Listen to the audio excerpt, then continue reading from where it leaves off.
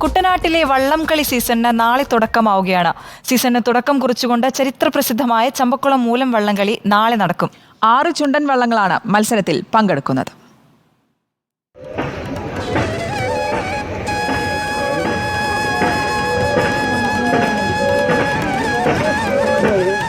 ചമ്പക്കുളം മൂലം വള്ളംകളിയോടെയാണ് കുട്ടനാട്ടിലെ വള്ളംകളി സീസണിന് തുടക്കമാകുന്നത്. ചമ്പക്കുളം വള്ളംകളിയുടെ ആവേശത്തിൽ തുഴഞ്ഞാണ് ക്ലബ്ബുകൾ നെഹ്റു ട്രോഫി വള്ളംകളിയിലേക്ക് എത്തുക.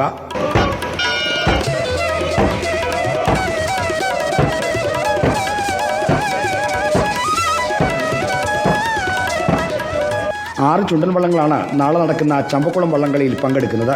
ചിട്ടയായ പരിശീലനത്തോടെ ക്ലബ്ബുകൾ തയ്യാറെടുത്തു കഴിഞ്ഞു. നെഹ്റു ട്രോഫിക്ക് പങ്കെടുക്കാനുള്ള തയ്യാറെടുപ്പിന് വേണ്ടി ഇവിടെ ഞങ്ങൾ കളിക്കുകയാണ്.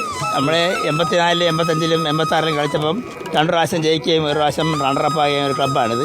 ഇപ്പോൾ ഞങ്ങൾ വേറെ നല്ല രീതിയിൽ കളിക്കാനുള്ള കപ്പ് ഇവിടെ കളിക്കാൻ എല്ലാ തയ്യാറെടുപ്പിലും. നെഹ്റു ട്രോഫി വള്ളംകളിയിൽ പങ്കെടുക്കുന്ന ക്ലബ്ബുകളുടെ ശക്തി അളക്കുന്ന വേദി കൂടിയാണ് ചമ്പക്കുളം വള്ളംകളി.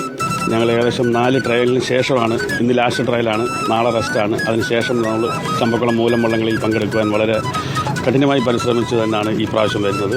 അമ്പലപ്പുഴ ക്ഷേത്രത്തിലെ പ്രതിഷ്ഠയുമായി ബന്ധപ്പെട്ട് കിടക്കുന്നതാണ് ചമ്പക്കുളം മൂലം വള്ളംകളിയുടെ ഐതിഹ്യം. റിപ്പോർട്ടർ, ആലപ്പുഴ.